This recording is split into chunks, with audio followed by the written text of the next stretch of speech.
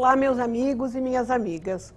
Hoje, o programa Assembleia Convida tem a honra de bater um papo com o nosso amigo Eduardo, que é presidente do Sindicato dos Peritos Criminais do Estado de São Paulo, Eduardo Becker. O Eduardo tem um trabalho de luta, de defesa, em defesa dos direitos dos peritos criminais, dos médicos legistas, de toda a assessoria que permeia aí a Secretaria de Segurança Pública, no sentido de que tenhamos uma melhor elucidação dos crimes, especialmente dos crimes que envolvem aí a vida das pessoas.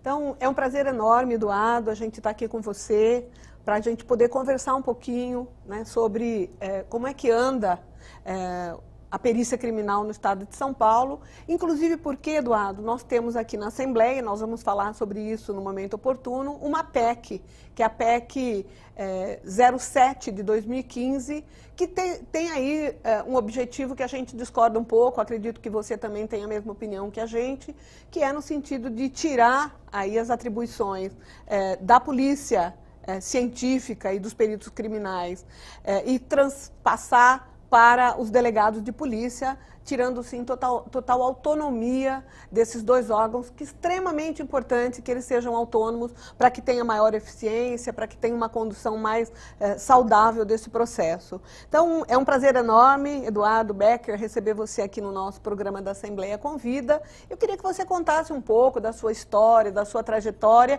e como você chegou aí a ser presidente do Sindicato dos Peritos Criminais do Estado de São Paulo. Muito obrigada pela sua presença. Doutora Marcelia, eu que agradeço o convite, em nome de toda a categoria dos peritos criminais e dos médicos legistas também, que infelizmente nosso colega João Oba e o Hope não puderam estar presentes, então eu estou hoje representando as duas entidades aqui. Agradecer uma boa tarde a todos que nos ouvem, que estão nos acompanhando, e vim realmente trazer isso. A senhora tem sido uma grande amiga nossa, essa questão de estar garantindo os direitos do cidadão paulista e não permitir que a perícia retorne ao controle da polícia, voltando assim aos modelos então, do regime de opressão que em 88 foi findado com a criação da nossa Constituição.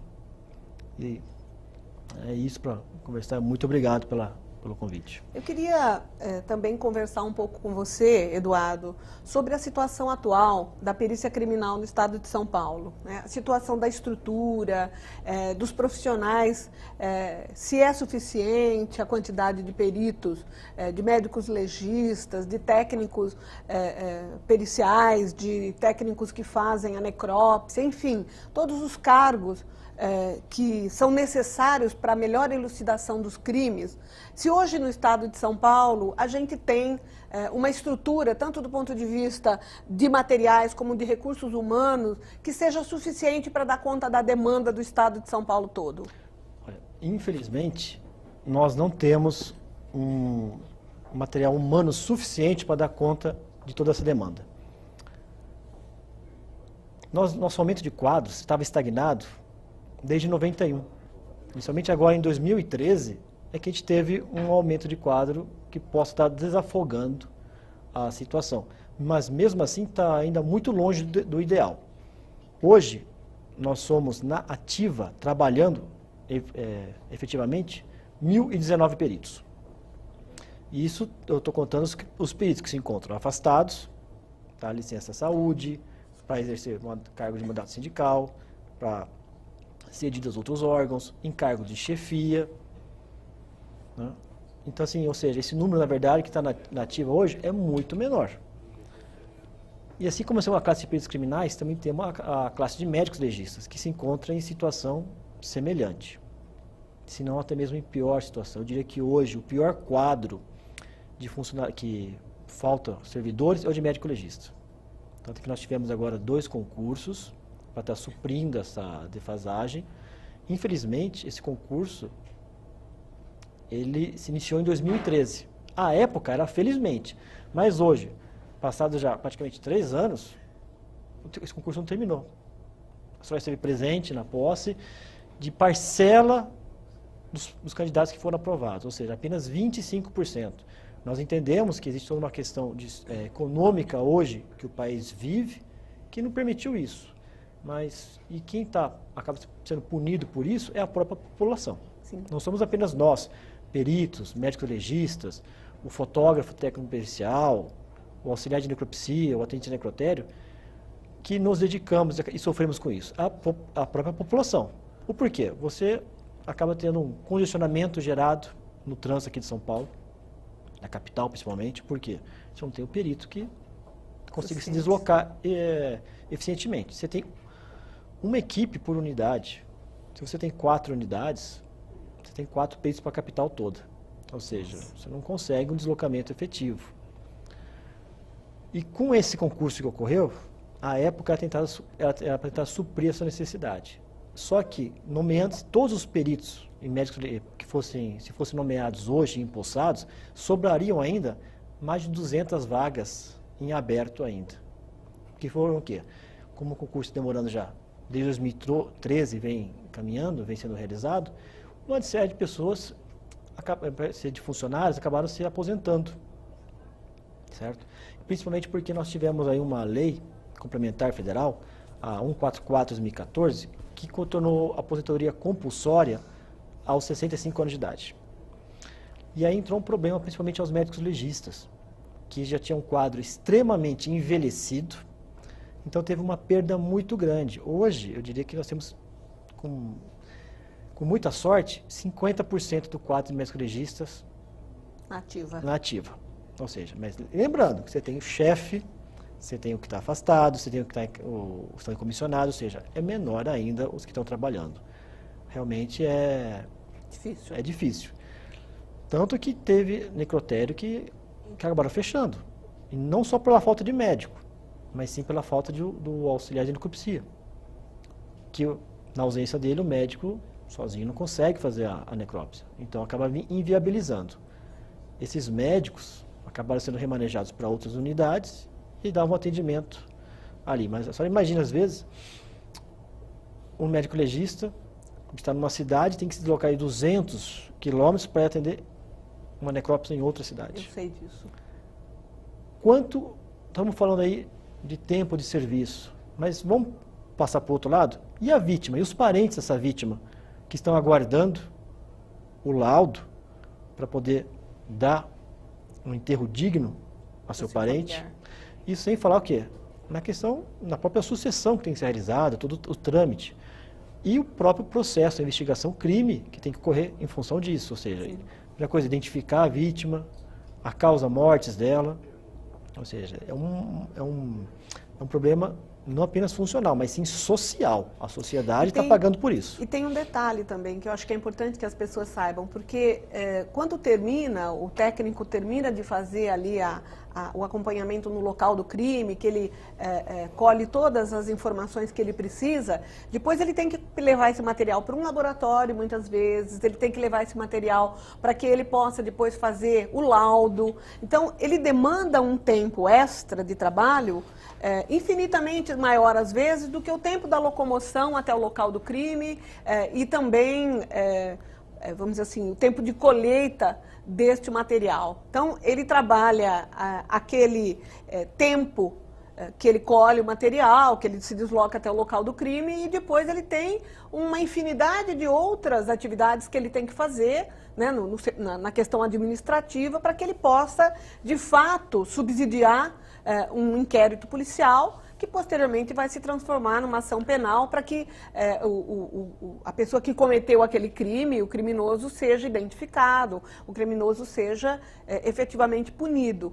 Então, a gente vive hoje na sociedade algumas situações, e para você que está aí acompanhando o nosso programa aqui da Assembleia Legislativa, é importante que as pessoas saibam. A gente tem algumas demandas na sociedade que são muito fortes, que são muito prementes. A questão da saúde, a questão da segurança pública, né? E quando você fala num crime, por exemplo, num crime grave, num crime hediondo, como aquele exemplo da menina Isabela Nardoni, né, que demandou uma série de perícias.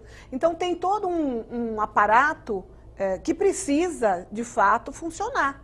Então, a gente percebe, Eduardo, que esse aparato não funciona. Muitas vezes, o médico legista precisa fazer uma exumação num corpo que está enterrado há anos para que ele possa identificar alguma coisa que o juiz ou que o próprio advogado de defesa ou advogado de acusação queiram, né? E muitas vezes a gente sabe que os profissionais, os médicos, o auxiliar de necropsia, enfim, aquele aparato todo não tem a estrutura e os equipamentos necessários para fazer aquela exumação. Então a gente sabe que todas essas dificuldades significam menos segurança no sentido da punição daquele criminoso. E aí eu pergunto para você, qual é o índice de resolutividade dos crimes no estado de São Paulo? Olha, se a gente for fazer um estudo, a gente vai ver que de todos os boletins de ocorrências que são registrados, 20% viram inquérito policial. Ou seja, apenas 20% dos processos, das notícias que chegaram à delegacia vão virar uma investigação. Desses 20%, somente 1% acabam tendo uma sentença final. Ou seja, é ínfima a quantidade da notícia que chega à delegacia e do que vai ser investigado, do que realmente vai ser punido, sim, vai chegar a uma conclusão final. Ou seja, chega a menos que 1%. Então é muito pequeno. E hoje, como a senhora bem colocou, a perícia está passando por um momento de mudança. Tá? Ou seja, o que as pessoas têm que entender é que a perícia trabalha de forma diferente da polícia. Tá, acontece, o perito ou o médico legista, a primeira coisa tem que fazer o exame. O perito ele tem que se deslocar até o local, faz todo o levantamento da área, faz a coleta do que julgar necessário e vai encaminhar para exame. Se for um local que foi praticado um crime contra a vida, então nós temos um corpo, esse corpo vai ser recolhido e vai ser levado para o ML. E lá o médico legista vai fazer também a necropsia, o seu exame, a necropsia no corpo. Se há necessidade, ele vai ter que fazer a coleta de alguns materiais, fluidos corporais, para estar encaminhando para laboratório. Hoje, aqui em São Paulo, nós temos nosso laboratório centralizado. Ou seja, o caso que vem lá da região da Araraquara, da Senhora, de Rio Preto, Presidente Prudente, é tudo centralizado aqui. Então, assim, nós temos até mesmo um problema, ou seja, faltam unidades no interior. Sim. E esse deslocamento é programado, como tudo. É feito um malote. Esse malote tem uma periodicidade que tem que ser respeitada. Então, hoje, se passou um malote hoje, foi feita uma coleta após essa passada do malote, ou seja, só na próxima semana, ou na próxima quinzena, pode vir o material. É que esse material vai ser trazido para São Paulo. Sim. Ou seja, então aí já temos um lapso temporal que a investigação fica parada. Um exemplo, acidente de trânsito. Hoje, todo acidente de trânsito, tanto o condutor quanto as vítimas têm que passar por um exame de dosagem alcoólica, uma alcoolemia. Esse exame é feito aqui na capital. Sim. Então, ou seja, não há como a gente ter um resultado sem que isso venha para São Paulo. Então, ou seja, tem toda essa demanda, depois ele vai entrar na rotina aqui de São Paulo, da unidade aqui da capital, e vai demorar mais, ou seja, depois esse laudo vai ser remetido. E muitas vezes essa rotina já está sobrecarregada, né? Já tem uma quantidade enorme, porque demanda o estado inteiro por essa unidade, né? E aí tem uma lista de chegada. Quer dizer, muitas vezes a pessoa que é presa preventivamente porque um acidente causou uma morte, às vezes ela fica numa situação de estar presa porque não tem aí uma resolutividade, às vezes, na condução dos exames, por exemplo. Olha, isso é uma grande verdade, sim. Às vezes o juiz fez uma situação que, para não estar ferindo os direitos humanos, sim, desse indivíduo, ele é obrigado a colocar em liberdade, ou até mesmo a não realizar a prisão. Tá? Quais são os motivos? É a falta de pessoal. Tá? Hoje, em termos de equipamentos, não podemos dizer que houve um grande investimento. Recentemente, o secretário esteve fazendo a entrega de viaturas e de material em algumas unidades. Foi feita a aquisição de softwares para fazer perícias, um investimento da ordem de, acho que de 54 milhões de reais do FISP, que é Fundo de Incentivo à Segurança Pública. Esse fundo é interessante porque ele é destinado exclusivamente para manutenção de imóveis, aquisição de equipamentos e treinamento de pessoas. Ele não é destinado a questão de remuneração do servidor. Então, assim, foi uma vitória. Só que se formos ver dentro do contexto de toda segurança pública, é uma parcela muito pequena do que foi passado.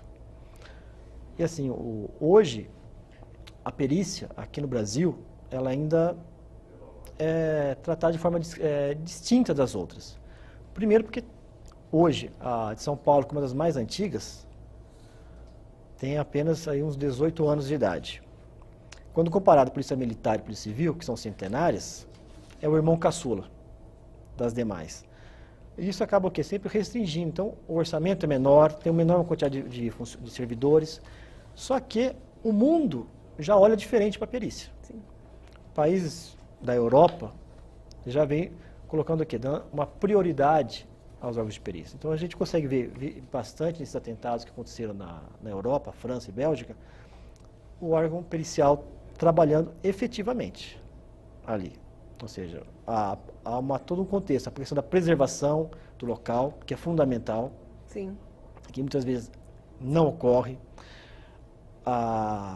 Você possui a polícia, mesmo sendo desvinculada da perícia, trabalha de forma conjunta, ou seja, o policial ele toma conta do local para chegar do perito e aí colabora com os exames. Então você consegue ter uma resolução muito mais eficiente dos crimes do que aqui no Brasil. Eu queria perguntar uma coisa para você, Eduardo. Há pouco tempo eu tive contato com alguns peritos criminais e tem aquela coisa do exame datiloscópico, né? Sim. Que é o exame, para quem não sabe, é o exame das digitais. Então, as pessoas acham que qualquer lugar que você coloque a sua mão, a polícia chega e identifica. E aí, qual foi a nossa surpresa quando, conversando com um perito, ele disse que não é verdade, que esse exame ele não é efetivo no estado de São Paulo. Como é que é isso? Olha, esse é um negócio interessante. Porque no estado de São Paulo, o IRGD, que é Instituto de Identificação, não é vinculado ao órgão de perícia. Sim. E tem toda a finalidade com isso. Nos demais estados está vinculado. Foi feito um convênio, aquisição do órgão americano de segurança, do AFIS, que é um sistema computadorizado. Sim. Que faz esse confronto de forma automatizada. Esse equipamento se encontra no IRGD, no Instituto de Identificação aqui de São Paulo. Nós não temos acesso, a gente não sabe o quanto que já foi cadastrado, mas nós temos casos em outros estados aqui do país em que 80% da população já foi cadastrada. Inclusive, já houve resolução de crime, tá? Por fase o quê? Da coleta feita em local, pelo perito, que quando feito o confronto, e acabou encontrando a compatibilidade com o autor daquela impressão. A questão da dificuldade, que o perito falou que não é tão fácil, se resume o seguinte: quando a gente vai fazer nossa identificação civil, a gente faz baseada nos 10 dedos. Sim. Quando nós estamos num local de crime, nós não encontramos os 10 dedos, encontramos o quê? Parciais desses dedos. E por isso seria tão importante o AFIS estar vinculado à perícia, no órgão. Técnica, óbvio. Ou seja, porque poderia ser feita toda a pesquisa dessa forma. E aí, com certeza, a identificação seria muito mais fácil. Hoje, como é feito? A coleta é feita no local de crime, essa impressão digital, ela é encaminhada à delegacia juntamente com o laudo, tá? E hoje, como a comparação aqui ainda é feita manualmente em São Paulo, se não houver suspeito, não é feito. Afinal, não tem como você comparar uma parcial ou um único dedo dentro de um banco de dados de 44 milhões de pessoas que tem outro tipo de arquivamento. Para exemplificar isso, é como se hoje o arquivo fosse um abecedário. Só que quando você vai comparar com o que você encontrou no local, você tem números. Sim. Então você não consegue comparar, você não tem o mesmo padrão de arquivamento. Então isso dificulta muito. É por isso que tem baixa produtividade a coleta de impressão digital. Se a gente for levar em consideração que a gente tem 1% dos crimes solucionados por conta de questões da perícia técnica, de todo o aparato que nós deveríamos e que nós não temos, que nós deveríamos ter, mas não temos, eu acho que a gente precisaria qualificar muito mais esse debate na sociedade paulista, né? Nós deveríamos investir muito mais em segurança pública, porque para quem perde um parente, um amigo, para quem perde um ente querido, é muito difícil, né? Você saber que passaram-se anos e anos e a polícia não conseguiu identificar quem foi que tirou, que ceifou a vida, muitas vezes, de uma criança, de um jovem, de um adolescente. Então, eu penso que investir na segurança pública, investir na melhor remuneração dos profissionais, dos técnicos, né, tanto do médico legista, quanto do perito criminal, quanto do auxiliar de necropsia, do fotógrafo, enfim, de todos os profissionais que compõem a perícia técnica, eu acho que seria fundamental para que o Estado de São Paulo pudesse dar mais resolutividade às questões dos crimes não elucidados. O que você acha? Eu acho que isso seria bárbaro, porque você, com uma melhor remuneração, você vai ter um profissional muito mais motivado a trabalhar.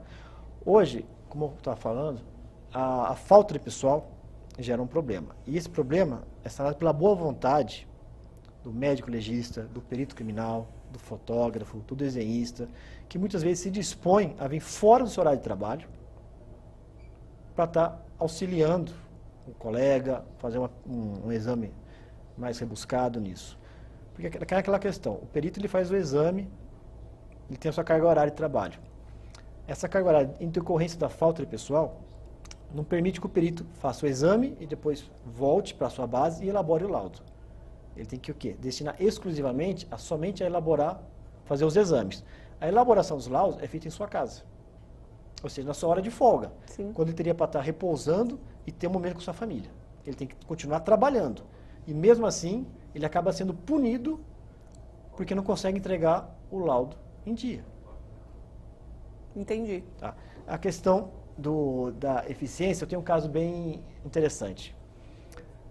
Não encontramos quem matou a vítima, mas foi possível fazer uma identificação e um filho não reconhecido por ele, na época menor de idade, tá? Por meio do DNA, o exame foi feito, o exame de identificação, o teste paterno, foi feito um exame de identificação e acabou se comprovar que a criança ali era filho dele. Então, com isso, ele conseguiu receber a pensão por parte do INSS. Interessante. O caso foi bem emblemático, porque foi em 2005. Isso aconteceu ano passado, hein? Foi em 2005, aí eu fiz a perícia, essa pessoa foi decapitada e jogada na linha do trem. Nossa. Então, foi um crime bárbaro mesmo, assim, para dificultar a identificação dessa pessoa. À época, essa pessoa não foi identificada,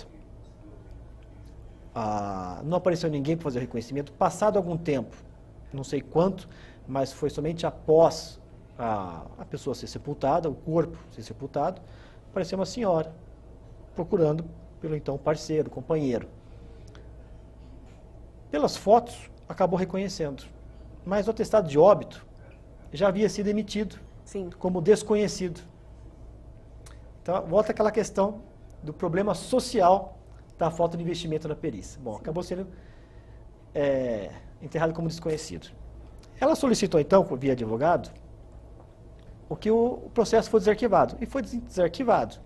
Aí foram ver, começou a se fazer um trabalho, e viu-se que a pessoa havia se enterrado numa vala comum, e já havia passado um tempo. Então, a ossada foi removida para o ossuário.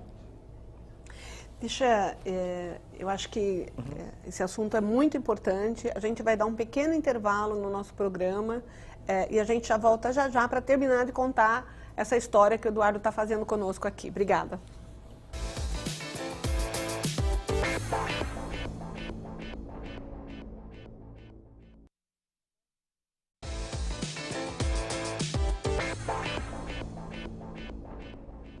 Voltamos agora ao nosso bate-papo com o Eduardo Becker, que é presidente do Sindicato dos Peritos Criminais do Estado de São Paulo. E o Eduardo estava contando um pouco para a gente aqui de uma identificação que foi feita num exame de DNA de um corpo que foi degolado. Enfim, acho que seria interessante você terminar isso para eu poder fazer mais algumas perguntas aí para você, Eduardo, por favor. Então, a vítima acabou sendo, nesse caso, acabou sendo enterrada como indigente. Passado um tempo, veio uma senhora dizendo que era sua parceira, acabou fazendo o reconhecimento pela foto.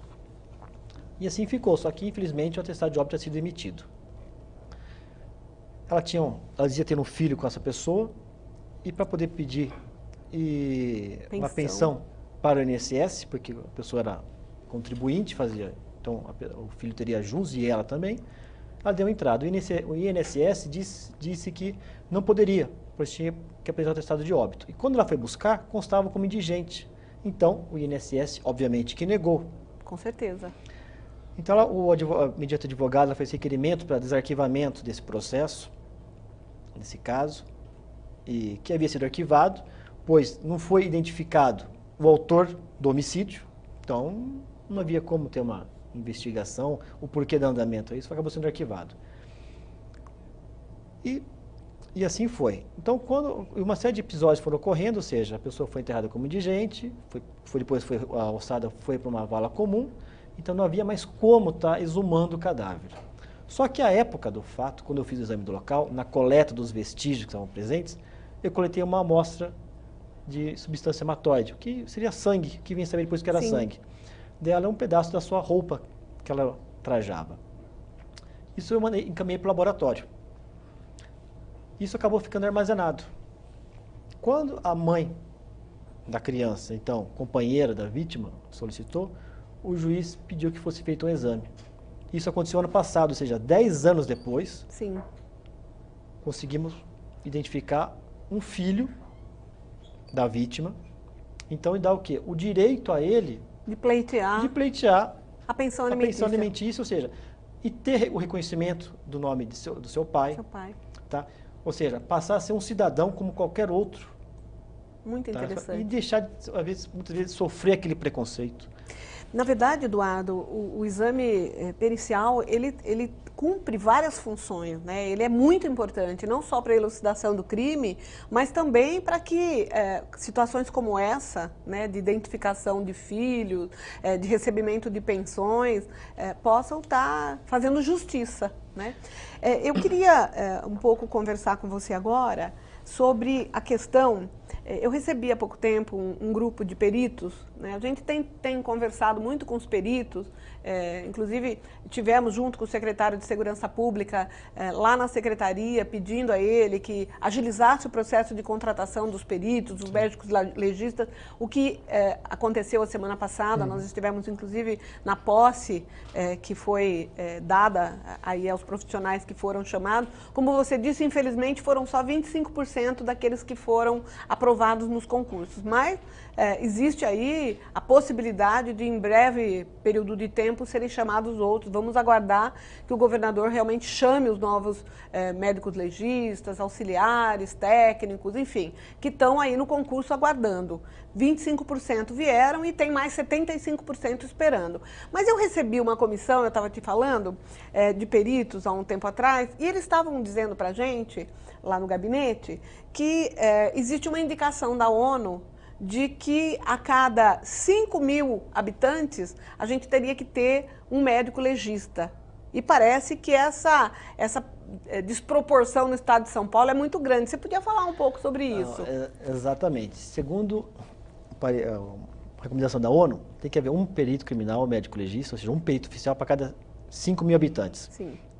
Aqui em São Paulo é fácil fazer a conta. Somos 1.000 peritos, vamos arredondar para 1.000, e 44 milhões de habitantes. Ou seja, cada perito responsável por 44 mil habitantes. Para médico legista, a gente pode até fazer a conta ainda. E você vê que esse número é muito mais discrepante. Porque seria 44 milhões para, hoje, na ativa, aí, 300 médicos. Ou seja, um negócio absurdo. É desproporcional a questão. E aí cai novamente na questão da demanda de trabalho, o excesso de carga de trabalho que é exaustiva. E às vezes a população, e até acho que ela não tem que entender a questão, porque da demora de um laudo, porque afinal de contas estão mexendo com a vida dela. Sim. Ali é uma situação que ela passou, que para ela é importante, mas está tudo num contexto. Então é realmente significativo. E tem mais, 25% foram que saiu a publicação, mas efetivamente nem todos tomaram posse, porque alguns desistiram diante do próprio tempo que levou esse concurso. Eu sei que de peritos criminais não tomaram posse 17, ou seja, mais de 10%. Nossa. De médico legista, salvo engano, girou na torno de 8, ou seja, se foram impostados 35, 8 não tomaram posse, ultrapassa os 20%. Você sabe que eu recebi uma ligação no meu gabinete há um mês atrás, mais ou menos, de um médico legista de uma cidade muito distante, de 800 quilômetros daqui da capital, quase lá no Mato Grosso. E o médico estava me dizendo da situação, ele e acho que mais um ou dois que tem lá naquela região, eles são responsáveis por 2 milhões de habitantes, num espaço territorial imenso, que a regional deles é muito grande. Então, assim, quando eles têm que se deslocar de um local para outro, né, e via de regra eles têm que se deslocar, às vezes os corpos vêm, mas muitas vezes eles têm que ir até o local do crime. Então, assim, é uma situação desesperadora. E esse médico legista estava dizendo para a gente, olha, a gente está estafado, a gente não aguenta mais, tem médico pedindo para sair, né? Fez o concurso, ingressou na Polícia Civil, mas não aguenta, porque é uma demanda muito grande, somos muito poucos profissionais, mal remunerados, né? Trabalhar como médico legista é uma coisa que psicologicamente afeta, né? Você vê cadáver, você desenterrar pessoas, você pegar o que eles chamam de podrão, né? A pessoa que morreu há uma semana, que está fétida, que está aquele horrível, aquele cheiro, e o médico tem que descobrir qual foi a causa da morte daquela pessoa, que muitas vezes é encontrada uma semana, 10 dias, 15 dias depois do homicídio. Então, é uma profissão muito, muito desgastante, quer do ponto de vista físico, quer do ponto de vista emocional. Então, esse médico estava dizendo para a gente, olha, nós estamos no limite da tolerância aqui na nossa regional. Ou a gente tem mais médicos para nos ajudar, ou a gente não vai dar conta de fazer aí o que a gente precisa fazer, e eu não sei o que vai acontecer. Então, é uma situação realmente muito degradante para o profissional e para as vítimas, de uma forma geral, não é? É bastante, sim. Para o profissional, eu sei que diversos médicos legistas vêm pedindo exoneração. Um dos motivos é a questão de remuneração. Eu dou aula na disciplina de Medicina Legal da Unicamp. Sim. E eu vejo, ou seja, uma turma de 100 alunos, você não vê um que queira ser médico legista. Ou seja, assim, é menos de 1% das pessoas que querem ser. Sim. Um dos motivos é a própria remuneração. Eles pensam, uma remuneração inicial aí, que eles fazem a conta, ou seja, nossa, em 3, 4 plantões que eu tirar no hospital de 12 horas, eu vou ganhar isso, vou me sujeitar a trabalhar 3 vezes mais para ganhar a mesma coisa. Então não é uma coisa motivante. Primeira coisa, para você querer ser perito criminal e médico legista, você tem que ter noção que você vai estar trabalhando somente com somente com dificuldades, uma situação ruim, o ambiente, sim, a própria situação em si, ou seja, um podrão, que ou seja, uma pessoa que já faleceu, se encontra em avançado estágio de decomposição. Sim. Então tem aqueles odores fétidos que são exalados por ali pelo próprio corpo, na decomposição. Você tem que lidar com tudo aquilo. E mais, a família. Sim. E você às vezes se encontra naquela situação. Você fala assim, nossa, para a pessoa ter chegado no caso, na questão da decomposição, já se passou por mesmo uma semana, ou seja, faz uma semana que ninguém notou a ausência daquele indivíduo. Como que é o relacionamento dele socialmente, a família dele? Ou seja, então, como a senhora falou, o abalo psicológico é muito grande. Muito grande. E hoje você não tem nenhum respaldo a nível de Estado como um todo, tá? De um apoio psicológico, psiquiátrico, para essas pessoas, ou seja, para os servidores, peritos ou médicos legistas, também aqui na capital existe, mas o nosso contexto é estadual. Então, como estava dizendo, a questão as pessoas acabam se aposentando, é realmente difícil, acabam pedindo exoneração. Em Campinas houve 2 pedidos recentemente, e pela falta de médicos legistas, o diretor resolveu fechar a unidade no período noturno, porque não tinha condições mais de pôr.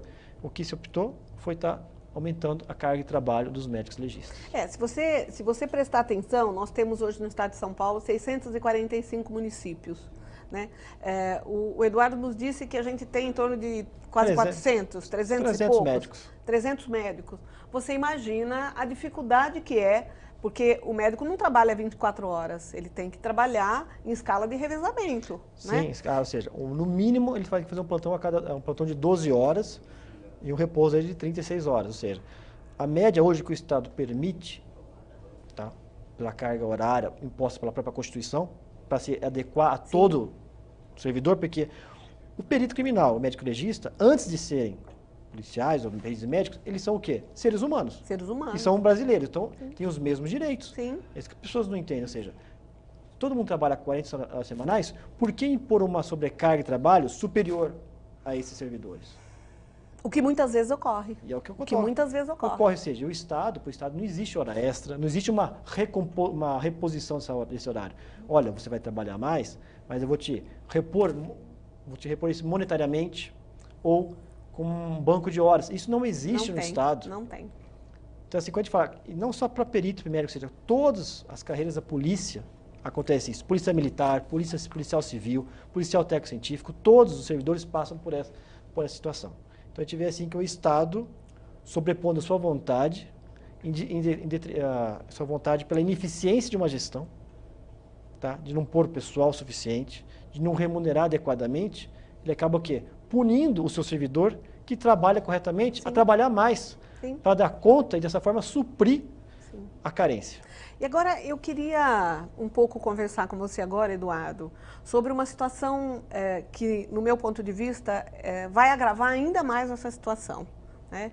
Nós temos aqui na Assembleia Legislativa uma PEC, né, que está aí sendo encaminhada, que é uma mudança na estruturação da polícia, da Superintendência da Polícia Técnica Científica. Né? Hoje ela é autônoma. E essa PEC, que tem assinatura de 48 deputados, né, ela muda o artigo 140, o parágrafo 5º do artigo 140 da Constituição Estadual. E o que diz essa PEC? Ela quer tirar a autonomia, né, e fazer com que os peritos criminais e os médicos legistas sejam subordinados aos delegados de polícia, o que é extremamente ineficiente do ponto de vista de que se existe uma carreira, se existe uma estruturação da Polícia Técnica Científica, se ela for agregada a um outro órgão, né, que é aí a superintendência, onde estão aí os delegados de polícia, né, da Polícia Civil, nós teremos aí a supressão de uma série de direitos, de autonomia, de eficiência, enfim. Eu sou absolutamente contra essa extinção da superintendência. Eu queria ouvir um pouco o que é que vocês do sindicato avaliam em relação à PEC 07 de 2015. A primeira coisa é que eu agradeço a sua posição bem definida a respeito da PEC, que é contrária, porque demonstra totalmente o seu caminho em relação da manutenção aos direitos humanos das pessoas, do brasileiro e principalmente do cidadão paulista. O porquê? Com essa PEC 7 de 2015, ela sendo aprovada, tá? Embora ela trate da reestruturação da Polícia Civil, em seu primeiro artigo, ela remove o parágrafo 8º do artigo 140 da Constituição Estadual, que trata da Polícia Civil. Removendo esse artigo, o que ela faz? Ela acaba com a desvinculação dos órgãos de perícia. Entende-se Instituto de Criminalística e Instituto Médico Legal. Desvinculação essa que começou com a Constituição, após o fim do regime militar, por pressão feita pela ONU, que exigia o quê? Que para se pôr fim aos crimes de tortura praticados no regime de exceção que ocorreu aqui no país, houvesse a desvinculação dos órgãos de perícia, principalmente do Instituto Médico Legal. Infelizmente, tivemos médicos legistas que participaram disso, já seja por interesse apoiaram próprio, a ditadura, apoiaram a tortura. Já não sei se apoiaram ou se foram obrigados. Nós nunca, talvez nunca saibamos claro. disso. Não é claro isso, mas de um jeito ou de outro foram parciais em seus laudos. Então a ONU exigiu. Com isso, em 1994, foi criada uma lei complementar que previa a desvinculação. Essa desvinculação veio ocorrer em 1998, com a publicação do decreto, então, do governador Mário Covas, Sim. à época. Muito comemorada por todos. Mas foi uma desvinculação parcial, não foi integral, infelizmente. Com isso ainda, atrela muito a polícia científica à polícia civil, principalmente o quê? Na questão da corregedoria. Sim. Que hoje é um fator limitante para nós, ou seja, porque quem não vai punir ou vai verificar nosso serviço não é quem nos dá as condições, ou seja, a administração, a polícia técnico-científica, não é ela que faz isso, é a polícia civil, que não tem profissional para isso, ou seja, alguém que conheça o trabalho da perícia, que é totalmente diferente do trabalho de investigação. Nem do ponto de vista técnico, né? Exatamente. Então não consegue entender por que às vezes demora um exame de DNA. Por que às vezes está demorando? Tem toda uma rotina. Sim. Você vê que não tem equipamento que funciona, às vezes falta insumos. Tá? Trazendo para a realidade da polícia, o que seria? Ele precisa fazer uma diligência, ele precisa fazer uma apreensão, uma busca e apreensão na casa de alguém. A viatura está quebrada, ou não tem combustível. Só que essa demanda, o que nós temos é no laboratório, às vezes não tem. E principalmente o que? A questão, novamente, a gente cai na falta de pessoal. Sim. Porque hoje, com essa desvinculação, o investimento aumentou muito.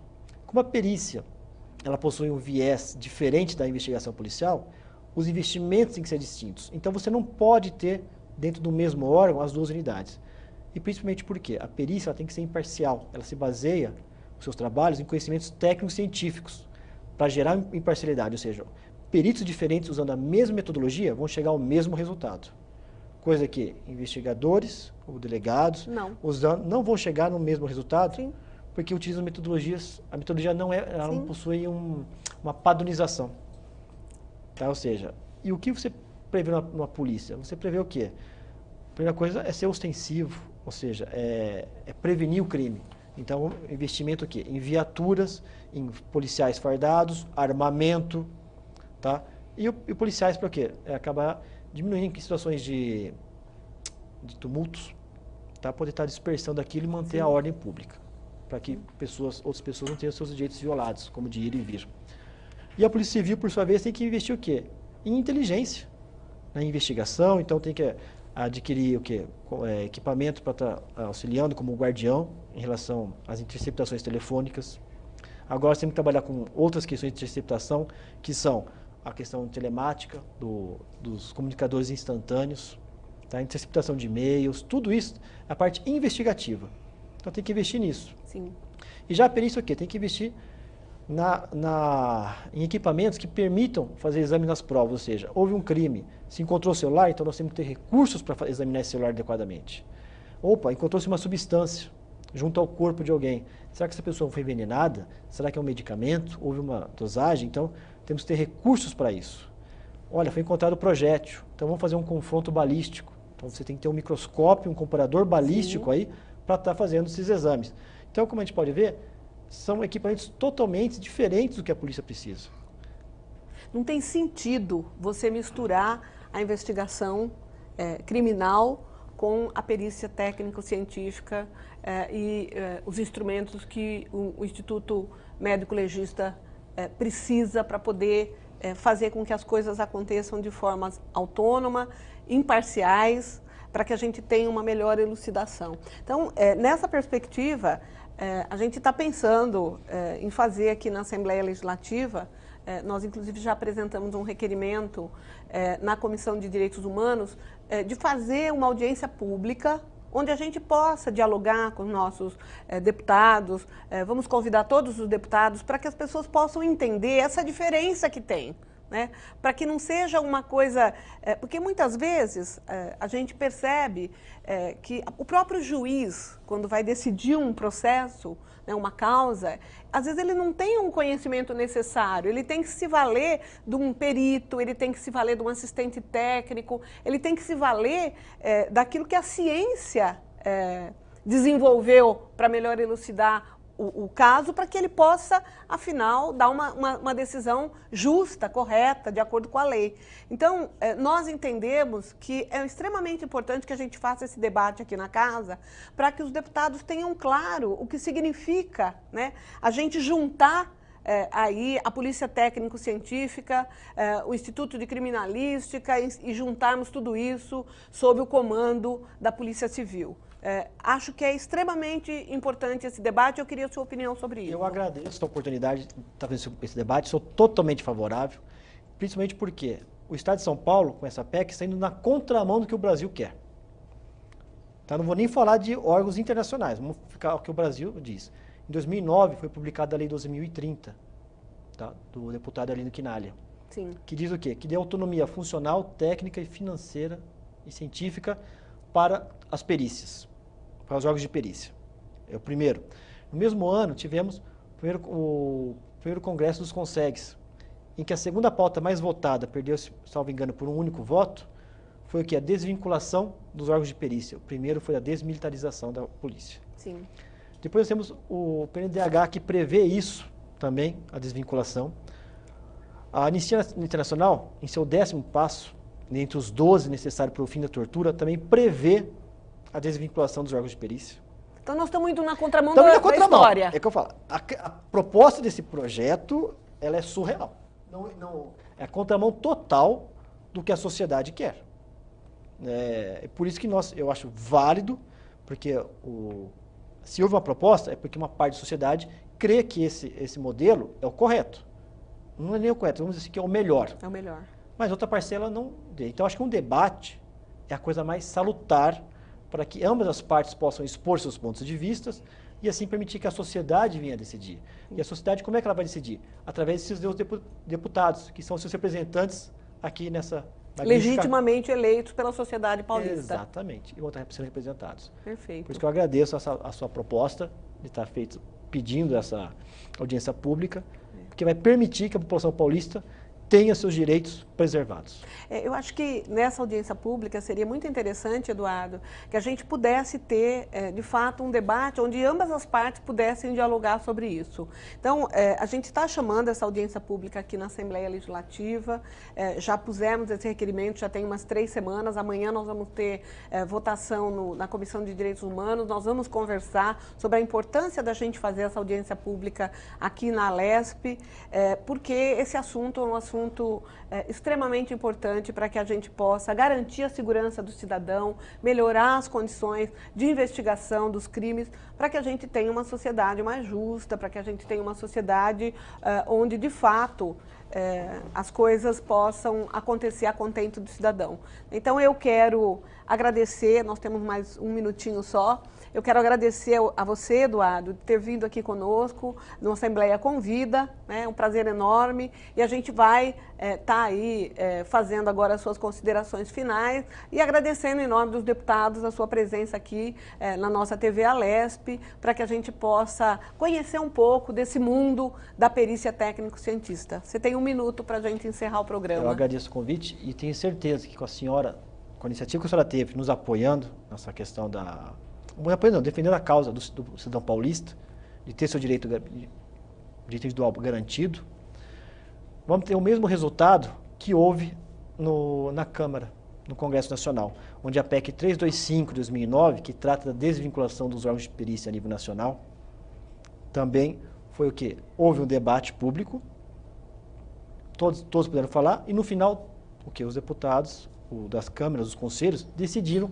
por levar à votação, achando que o pleito da desvinculação é válido. Então, tenho certeza que com esse debate, nós vamos acabar conseguindo o arquivamento da PEC 07 de 2015 aqui em São Paulo. Muito bom. Agradeço, então, mais uma vez a você, Eduardo, por ter disponibilizado aí o seu tempo, vir aqui conversar um pouco com a gente, para que a população do Estado de São Paulo tenha noção da importância da não votação, né, ou da votação no sentido contrário da PEC 07 de 2015. Muito obrigado pela sua presença. Obrigado, deputada, pelo convite.